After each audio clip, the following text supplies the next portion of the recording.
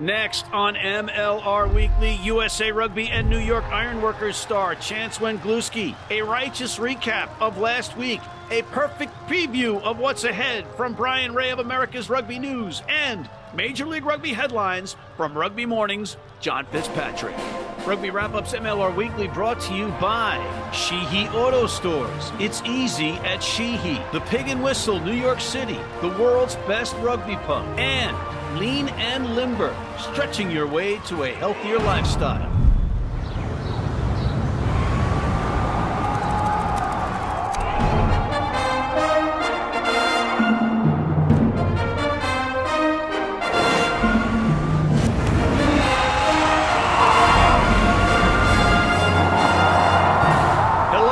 Welcome back to MLR Weekly, as presented by Rugby Wrap-Up. I'm Matt McCarthy in New York City, and we've got a great show for you today, including Mr. Chance Wenglewski, now of Rugby New York's Ironworkers and USA Rugby's Eagles, plus Bryan of America's Rugby News is back with one of his perfect previews of what's ahead. We'll have a rapid recap that you'll want to watch so you can brag to your friends that you know about rugby, and we have our recurring segment, Rugby Morning's Coffee Break with John Fitzpatrick.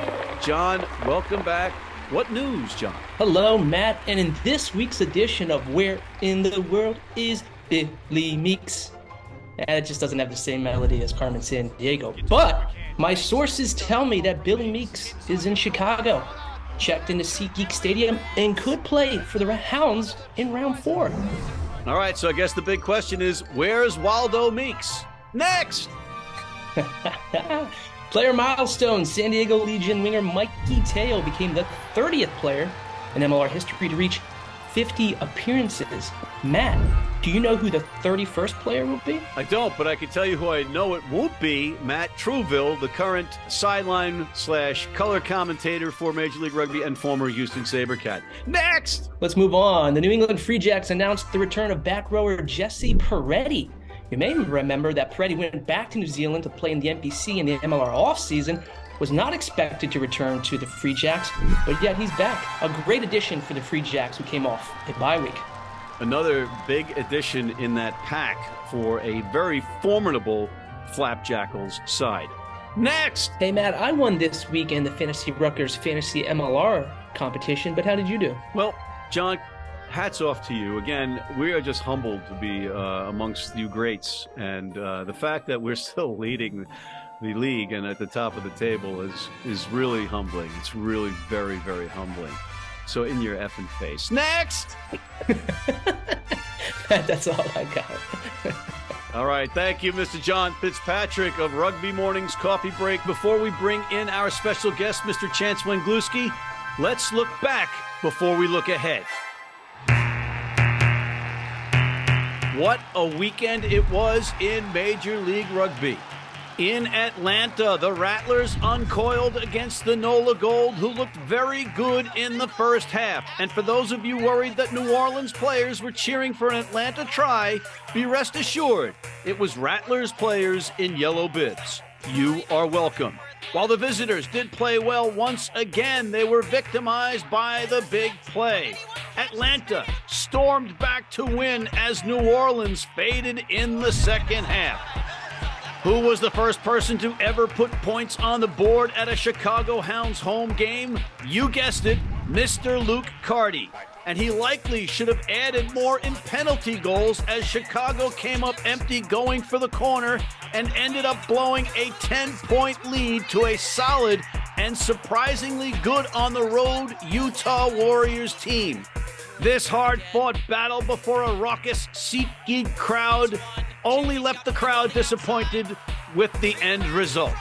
On the border of the Bronx in New York City, the New York Ironworkers and Eastern Conference foe Old Glory DC went toe-to-toe in a first half that saw the visitors control possession for 71% of the time.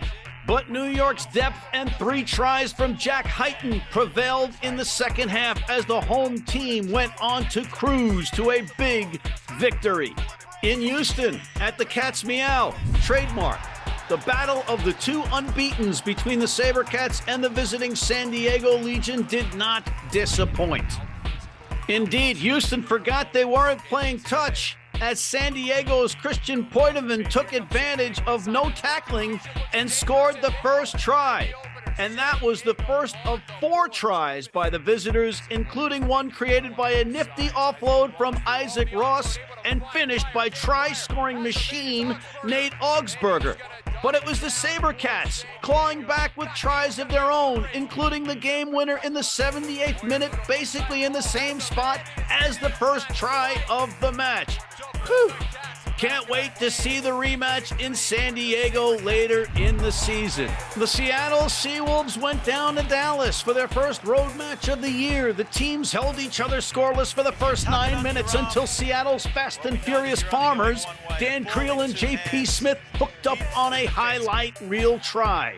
The automatic 7 and a sensational Seattle Seawall defense propelled the visitors to a lopsided victory and a perfect 3-0 start on the season. Wow.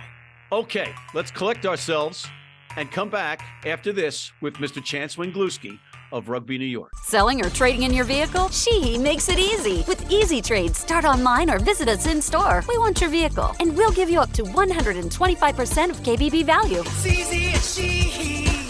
Sheehy.com. If you're in New York City and want to watch some great rugby, have some great food, and some great times, go to the world's best rugby pub, the Pig and Whistle on West 36th Street.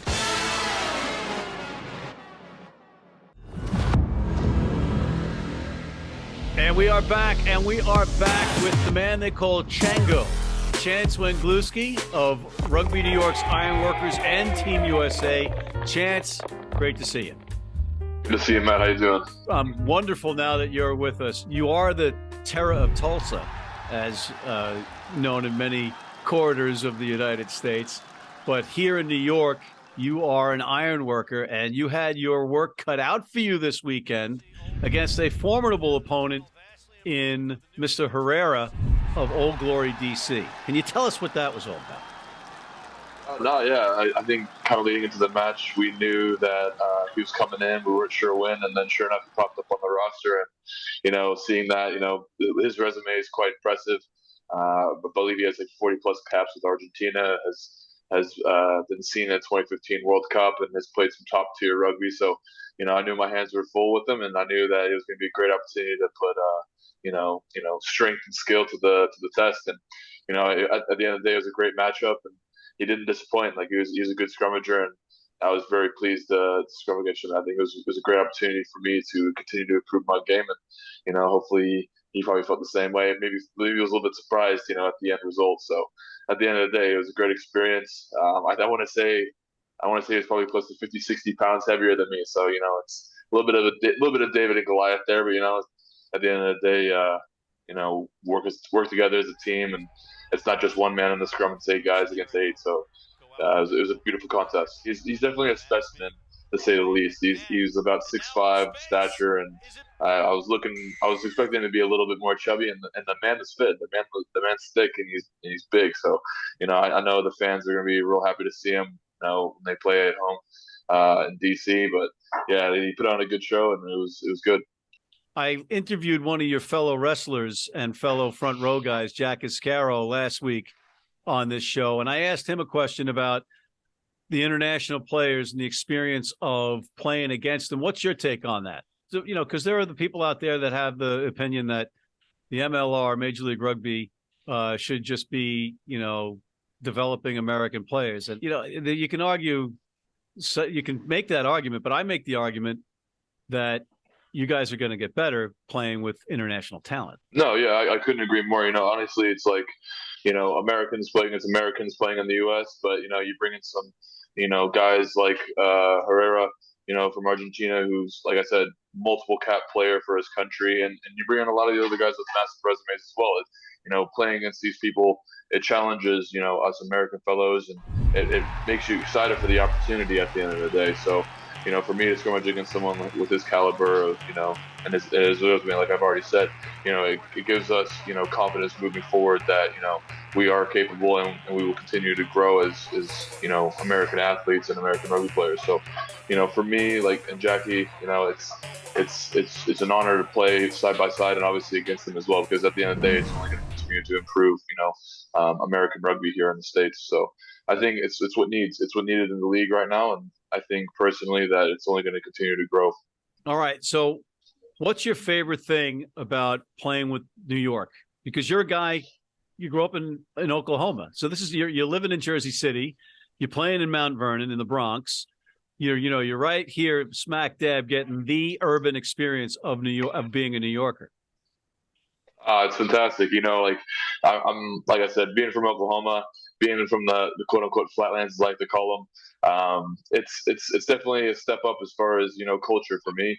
I know Oklahoma's been growing and that's been fantastic to see, but, for me, I've always kind of wanted to just kind of, put my pinky in all the teeth, so to speak, and just kind of like be everywhere and nowhere at the same time. So being here, it's been awesome. I couldn't be more happy with the group of guys I surround myself with here, and they push me in a lot of different areas in the gym with my skills and on the rugby pitch as well. So being surrounded by such a great group of guys here in New Jersey and representing New York of all places is obviously a dream come true for me. And it's only going to continue to force me to become, a more well-rounded player at the end of the day. So, yeah, it's been fantastic. There's no complaints on my end here. It's truly been a dream come true. All right, and you're a bit of a renaissance man because you're artistic, right? And you guys get some stuff going. You and Pongo specifically, Chango and Pongo are like a new sitcom. If somebody doesn't sign you guys soon to a deal, I don't know what's wrong with this country, but. Talk about the artistic side of you. You're drawing up T-shirts. You have a mural down in Atlanta, right? Yeah, I did have a mural out in Atlanta. Sadly, with the rebranding, they decided to make the decision to paint over it. It is what it is at the end of the day. Similar to like graffiti and stuff. Why would they paint over that? I mean, I'm sadly no longer a part of Rugby ATL, so. I guess you have to kind of, bury some of that stuff. But hey, like at the end of the day, it is what it is. We're very much jesters of the sport. So sometimes wait a minute. that requires. So Rembrandt stops rooting for the Mets and starts rooting for the Yankees. His artwork doesn't count anymore. I mean, hey, I'll plead the fifth on it. It's not much I can say on the subject. You're a much better man than I am. Yeah. As an artist, I will say, I was quite sad, but at the same time, if you want to, do a rebranding like they did, sometimes you got to go out with the old and in with the new. So it just is what it is. I know a lot of the guys still on the Atlanta team, great friends with them, and, it's nothing personal at the end of the day. It's just business. So, that's just how it is, how it has to be. No, it's not. It's not just business. And I'm going to chase after this story, but you've also got, is your roommate Troy Lockyer? Yes, sir. Troy Lockyer, the man, the wizard. So he's a magician, right? He is. He is a magician. Any of your stuff disappearing? I mean, because, kleptomaniacs call themselves magicians sometimes. They make things disappear. No, only like an egg or two here. Oh, he's an egg thief. Yeah, he asked for permission. Just so you know, I think Troy is right next to Chance right now, listening to this every word. So, oh yeah, tell him to mind his own business. I just gotta make sure like nothing else vanishes, I guess. All right, so Chance, let's get back to the team. What is success for you guys this season? I know it's early. You're 2-1. You're coming off a big win at home against DC, a much improved DC side. It was stop and start in that first half. You guys weren't really firing on all cylinders, and then it looked like things started to gel a little bit in the second half. What was said in the locker room? It's interesting. There's a lot of like mini units, a lot of mini unit talk there, just figuring out set piece, figuring out what's working, figure out what's not working, and at the end of the day, like. We just figured it out coming into that second half. We knew that we kind of were like right there on that edge as far as kind of breaking them down and being able to actually put some quality footy together. Yeah, the boys just came together in the end, and we had a great and outstanding bench to finish the job. Having Pungo Heine back on the roster, throwing in some massive hits, to beat a Lungy as well, putting some big hits as well. Like it's those names that coming off the bench who just bring that extra bit of energy for when myself and other starters, empty the tank. Those guys can step in and finish the job. So, we've been working on depth, we've been working on stamina. Really just working on what works for us, and it's only week 3. We just finished week 3. Still working out the kinks here and there. That's to be expected with any team, and it's just about how well you can gel and smooth those cracks out, and then be running on all cylinders. But yeah, like I said, going into week 4, we're very excited for the opportunity heading into NOLA. It's going to be another match going down there. To play those guys. Got a lot of friends on that team, so it's going to be a fun and exciting game. I'm real pumped for the opportunity.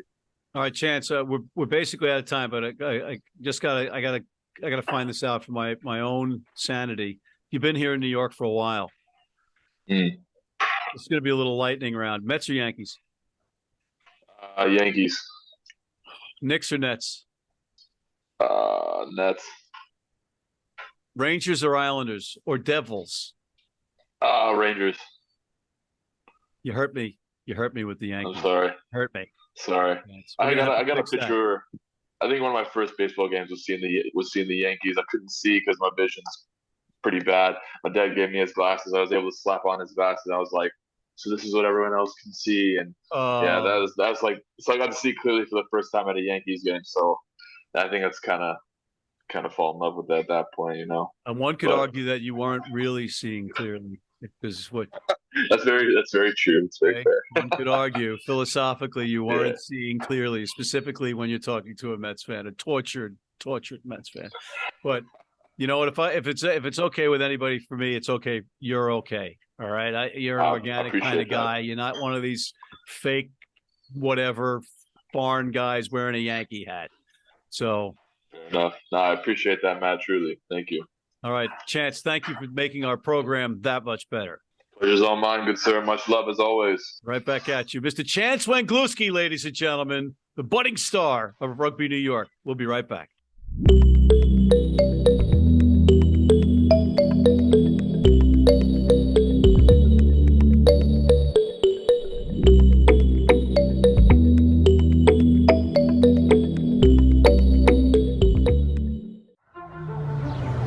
This is the Rugby Odds, where an unlikely pundit panel of a wordsmith, a WWE legend, a rugby star, and a supermodel scour the globe, seeking best bets and bad behavior. Are you not entertained?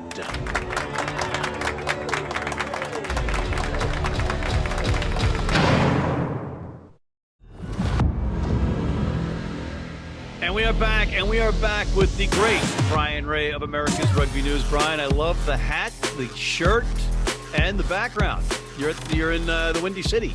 Yeah, about 4,500, almost Canadian-like conditions out there. A little brisk, but yeah, they made a great atmosphere for the, the first game ever in Chicago. Brilliant, and have to represent Houston after that terrific performance from them. So there you go. All right, first one up, Bryan. New England Free Jacks hosting Old Glory DC. Old Glory up against it right now. Yeah, this is the home opener for New England, so you know that they're going to be fired up for this. And they've had a week off to kind of plan and get everything that they maybe didn't quite get right before. And to be fair, they looked pretty good the last time they were on the field. So, they lost to San Diego, but they're a very good team, and you expect them to bounce back to this one. DC just got kind of overrun by New York, so they're going to be a little bit beaten up. I think this is a little short turnaround to 1 day less. So a very rested New England at home opener against DC. I think you can figure out where I'm leaning in this one. I got to go with New England. Hey, there might even be a surprise name in that Free Jacks lineup. We'll see what's happening. I know they've got a couple unexpected returnees on the way. So looking forward to this game. Yeah, I am too. And it's Old Glory is an improved team. They had New York, gave New York fits in that first half. Second half was a different story, but I think they have pieces that are yet to gel down in D.C. The next one up on Saturday night, 8 p.m., San Diego versus the Dallas Jackals. And the Dallas Jackals, I thought they were going to be better than they were in that last one, and here they are, 0-3 going into San Diego. Yeah, well, I mean, the last one was they looked pretty good against Utah, and then that last game of the weekend against Seattle. I mean, they were just shorthanded without Lucas Bohr in the second row. That was a big blow. They had Conrado Ruro, who's a flanker, playing lock, and you could tell just going into it, they were just going to get beat up. They didn't have the players that they needed out there. You know, they might be without Martin Elias as well after that red card. I would suspect that he's going to be suspended for a couple of weeks. It was identical to Marcos Moroni, so he is out for 3 weeks, probably looking at that. But they do have actually some depth. One position they have depth at actually is fly half. We saw it with Torres. They've got Carl, so they can call it from 15. So they'll be okay there. Interested to see if Imhoff plays in this. But, you're right. They didn't look super great in that one. San Diego are going to be a bit reeling after that unfortunate. I mean, they looked like they were well on the way to winning against Houston, and then the wheels just kind of came off at the end. So they're going to be upset with that. Back at home at Snapdragon Stadium, got to give this to San Diego. I don't think that first win is going to come to Dallas quite yet. And the Hounds, release the Hounds in Chicago at SeatGeek Stadium, hosting your Toronto Arrows. I have the pleasure of calling this one in the booth. Yeah, hopefully a few actual Canadians make the trip down to Chicago, or even ones that are loitering in the city and make it out, give the Arrows a bit of support. And, an interesting game because you got the expansion side who haven't quite, figured everything out. They did actually lose Hugh Roach against Utah as well, so that could be a blow for them. Although they do have Lindsay Stevens, the Canadian international, and Mason Cook as well, so they're okay at hooker. But against a completely out of sorts Arrows side, now the Arrows did have a week off, so I'm hopeful that they've ironed out a lot of their issues, and more importantly, have got at least one fly half back that they could put in this. I'm expecting to have certainly a much stronger lineup from the Arrows this time. So this is an interesting game, and I'm not really sure how to call this. Chicago's looked pretty good, but they're going to be a little bit sore as well on that short turnaround. So where's Meakes? Is Meakes going to be there? He hasn't arrived yet. I'm hearing that this might be the game where he actually does, but to be honest, I'll believe it when I see it. So, and how banged up is Dominguez? And Dominguez, I mean, looking at him going off that pitch, you got to think he's going to miss this one. So, you know what? I'm actually leaning towards Toronto in this one. I'm taking a bit of a punt here because they have not looked good at all. But a rested Toronto with a couple more key bodies back, and it's not the longest trip either from Toronto. So, you know what? I'm going to pick the Arrows in this one. I think it's going to be close. I think it's going to be close. I think the home team's going to win this one behind their crowd, and I don't have the confidence that Toronto has got enough bodies back yet. This is earlier than we don't know the rosters yet, of course, but also Toronto not practicing outdoors. We don't know that over the city. We certainly hope they've been outdoors over the past couple of weeks, at least a couple of times. I'll tell you what, if Toronto comes in, Lucas Rumble before their New York match, they didn't practice outside; they practiced in the bubble. Well, hopefully this week, if they've been still in the bubble, then we've got some problems. And I mean, I almost look at this as a must win for the Arrows. They've got, 6 road games to start the season. You've got to win. You figure 3 of those to be in playoff contention at bare minimum 2. And you got to be targeting a team that's 0-2 and an expansion side. So I think this is a big one for Toronto to get some of their confidence back. All right. Another Saturday night match. This one later, 10:30 p.m. Eastern. Seattle Seawolves hosting your Houston SaberCats. Yeah, this is the game of the weekend for me. The 2 unbeaten sides going head to head. This is going to be great. Houston really showed a bit of character in that. I mean, I know there was a couple of yellow cards against San Diego, and that obviously made an impact, but you still got to go out and win it. And you're still playing against some quality players in San Diego. I mean, they still had some outstanding. I mean, Isaac Ross was out there until the last couple minutes. Ben Grant is out there stealing lineouts. I mean, Blair Cowan is out there. That was still a very good San Diego side that they had to beat, and they were down a couple scores, and they took that gamble. Robbie Povey very easily could have opted for the posts and said, no, we're going to get the bonus point try here. We're going to win this outright. And they did. So you have to give them some credit. They really, and I mean, even off the top of the start, they're down 2 tries right away. And it looked like, this is a problem. San Diego could run away with this. So I think that was a real good test of character for Houston, and they showed it. And I don't know what the deal is with Danny Barrett. Certainly hope that he's coming back. Why he was not in the game in the end, I don't know. But and it sounds like Dylan Smith, their scrum half, he was, he wanted to play against San Diego, and they said, well, let's just hold off for another week. So, I'm not sure if Carlo's beaten up, but it sounds like Smith's coming back in, who's their starter anyway. So I think that's going to boost them. I'm really looking forward to this. Of course, Seattle at home are always going to be tough. I'm expecting this game to be sold out, whatever the weather is. Boy, this is going to be a tough one to pick. Man, I don't know who to pick. This is a real coin toss. So it's a tough one. I'm wearing the Houston hat today, so I'm going to go with Houston, although I think this is an absolute 50-50 call. I think Seattle, the home crowd, gets them just over the hump on this one.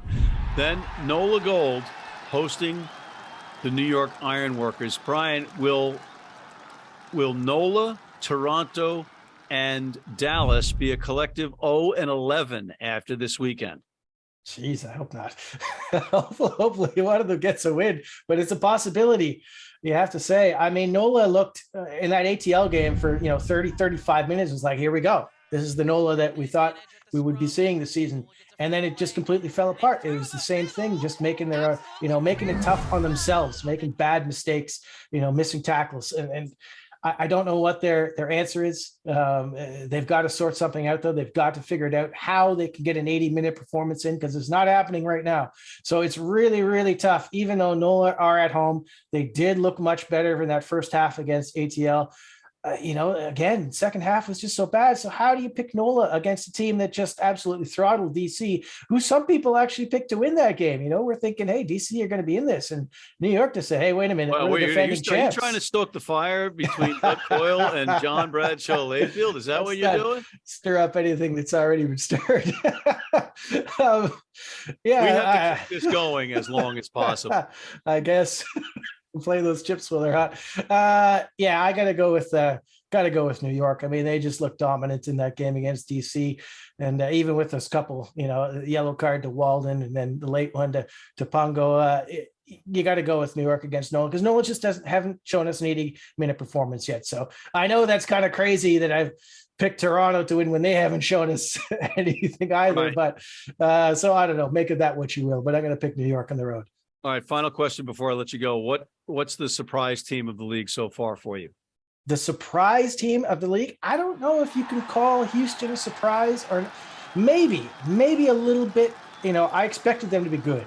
I expected them to be in the playoff hunt. I'm not sure I quite expected them to be winning, 3 off the trot against good teams and 2 dominant wins, you'd have to say. And then to come back against San Diego, that caught me a little bit by surprise. So maybe you could say them. I don't think so. The surprise for me is NOLA that they haven't delivered so far. I expected a lot more out of them on the converse side of that. So those, I guess those would be my 2 picks at the moment. Yeah, NOLA's expecting some return on that off-season investment, and bringing in some new faces. They need some results, and they need them in a hurry. On that note, we're out of time. I want to thank Mr. Bryan Ray of America's Rugby News, Mr. John Fitzpatrick of Rugby Morning, and Mr. Chance Wenglewski of Rugby New York. I'm Matt McCarthy. Thank you for tuning in. Please check out our other shows, including the Rugby Odds, the College Rugby Wrap-Up. Hit that subscribe button on YouTube. Join our weekly newsletter, and please sign up for our American Red Cross Blood Donor Team.